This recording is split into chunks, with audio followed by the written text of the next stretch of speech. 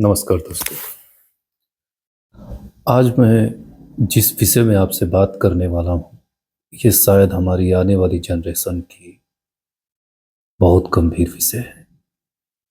वर्तमान समय में एक इशू चल रहा है अरावली हिल्स को लेकर के, यानी कि राजस्थान के अंतर्गत अरावली की वो पहाड़ियाँ जो वास्तव में राजस्थान, अगर हम कहें तो पूरे उत्तर भारत के लिए एक जीवन दायिनी का काम करता है। आज कॉरपोरेट वर्ल्ड वहाँ माइनिंग करने की प्रोसेस लोगों द्वारा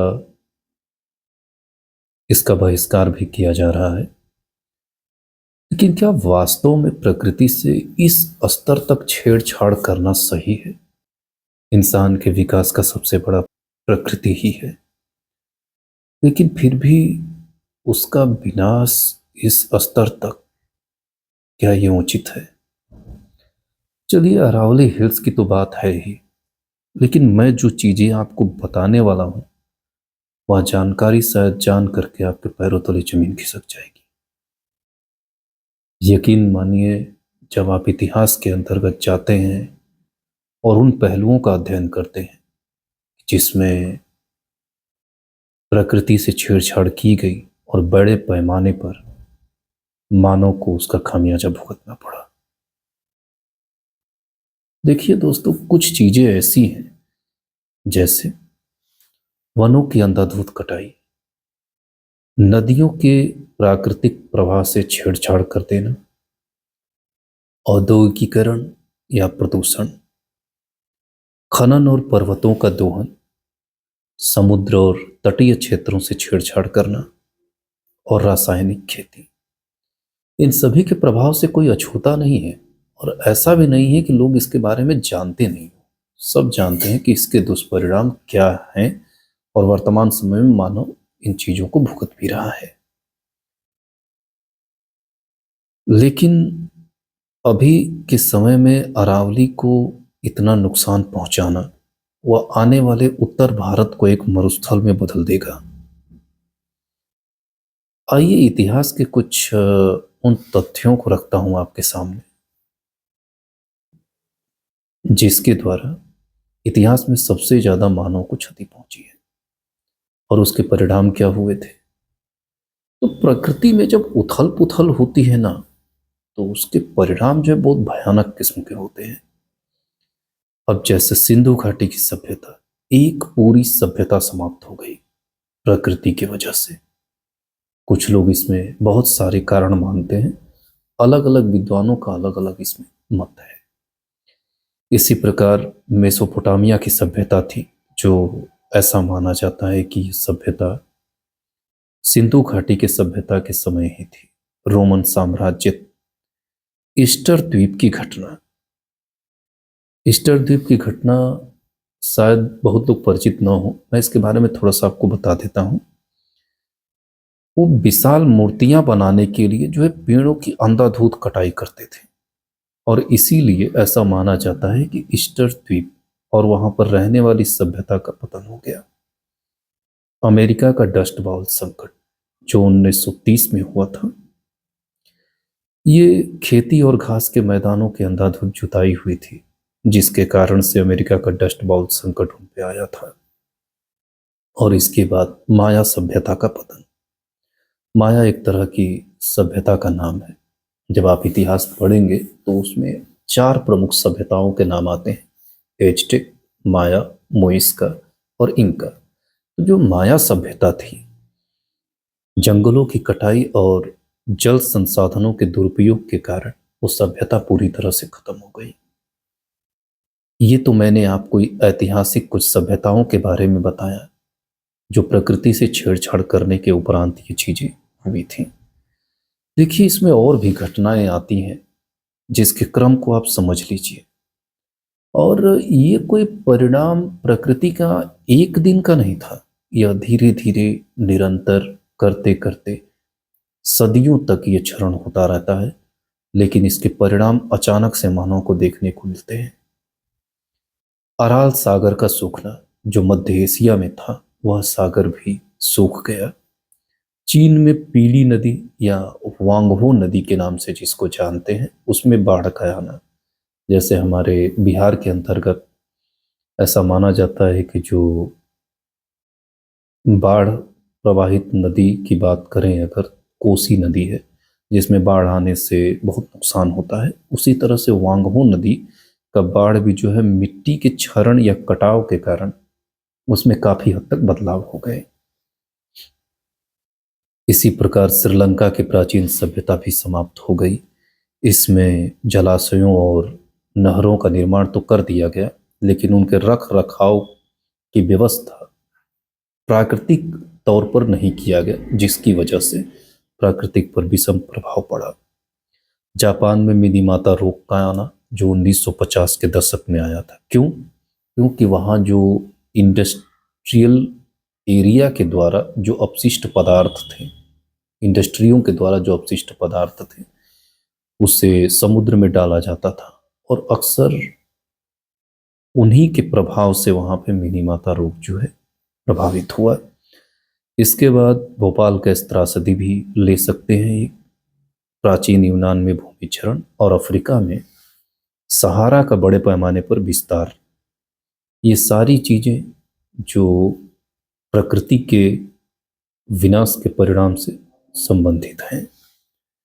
मैं आपको एक बार फिर से बता देता हूं, ये अरावली आज मुद्दा उठा है, लेकिन भारत में प्राकृतिक संसाधनों का दोहन जो है आज से नहीं, बहुत पहले से शुरू है।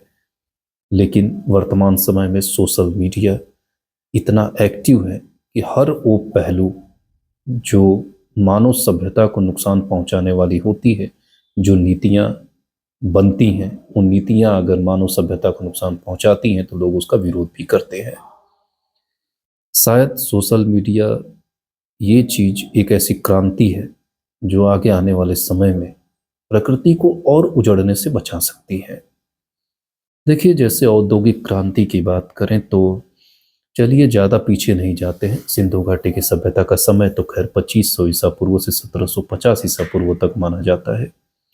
लेकिन अगर हम पिछले विगत मात्र केवल 300 सालों का देखें, 300 सालों के अंदर कौन कौन सी ऐसी प्राकृतिक घटनाएं हुई हैं जो मानव के व्यवहार का परिणाम रही हैं।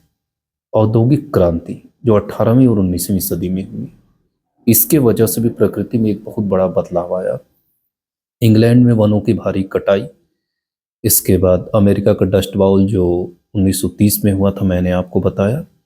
अराल सागर का विनाश, यानी कि कुल मिलाकर के नदियों का पानी खेती के लिए मोड़ देने पर जो अराल सागर था वह सूख गया पूरी तरह से।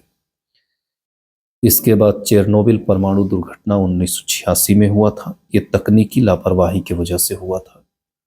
भोपाल गैस कांड 1984 में, जिसमें मिथाइल आइसोसाइनेट गैस का रिसाव हुआ था, उसकी वजह से बहुत लोग मारे गए थे।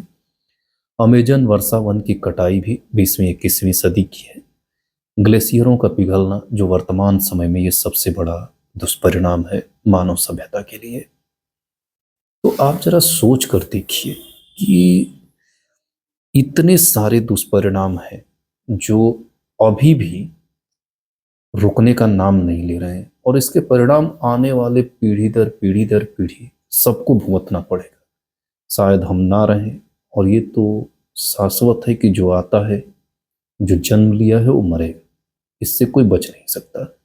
लेकिन आने वाली पीढ़ी किस तरह से अपना जीवन व्यतीत करेगी?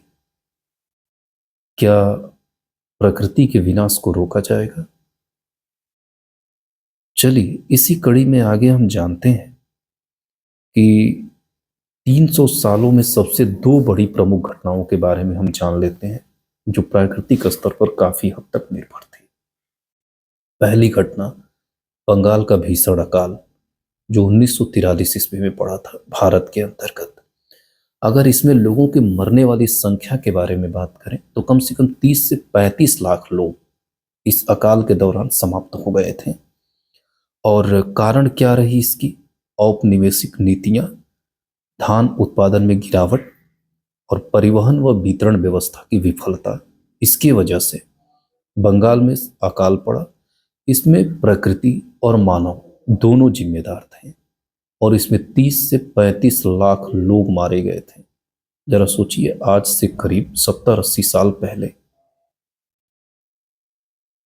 यह संख्या कम नहीं है, लेकिन फिर भी अकल नहीं आई। अब लंदन का ग्रेट स्मॉग, इसकी बात करते हैं। ये 1952 में इंग्लैंड में हुआ था। औद्योगिक प्रदूषण एक तरह से इसको हम मान सकते हैं। इसमें करीब 12,000 लोग जो है मरे थे। अब इसमें किस किस प्रक्रिया को अपनाया गया था इसके अंतर्गत? कोयले का अत्यधिक जलना, कारखानों का धुआं, मौसम का उलट फेर यानी कि इन्वर्सन। तो कुल मिलाकर के मानव विकास तो कर रहा है, लेकिन प्रकृति से सबसे ज्यादा छेड़छाड़ उसके विनाश का कारण भी बन जा रहा है। अभी मैंने लंदन का ग्रेट स्मॉग और बंगाल का अकाल का उदाहरण दिया। ये दोनों उदाहरण प्राकृतिक विनाश को समझने के लिए काफी हैं। बंगाल के अकाल में 30 से 35 लाख लोग मारे गए थे और लंदन के ग्रेट स्मॉग में करीब 12,000 लोग। तो अब मुद्दे पे आते हैं। आज अरावली हिल्स को बता दिया गया कि नहीं 100 मीटर पहाड़ियों की ऊंचाई। लेकिन ये बताइए कि क्या जो 99 मीटर, जैसा कि मैंने बहुत सारे यूट्यूब वीडियोस देखे हैं, मैं ये नहीं कहूँगा कि नहीं ये मेरा कंटेंट है, लोगों ने इस पे बहुत सारे वीडियोस पहले बना चुके हैं। तो जो 99 मीटर की पहाड़ी है उसका क्या करेंगे? चलिए मान लेते हैं विकास के लिए, मानव प्रतिबद्धता के लिए अगर आप माइनिंग कर रहे हैं, तो क्या आगे आने वाले समय में केवल पत्थर, ईंट, इंडस्ट्री, घर, यही सब रहेगा? क्या इसी के जरिए मानव जिएगा? सोचने पर बहुत भयानक लगता है ना। एक ऐसी जगह जहां प्रकृति का नामो निशान न हो, एक ऐसी जगह जहां सांस लेने के लिए हवा न हो, एक ऐसी जगह जहां सांस लेने में भी दम घुटे। तो उसके आगे ही आप और क्या कर सकते हैं?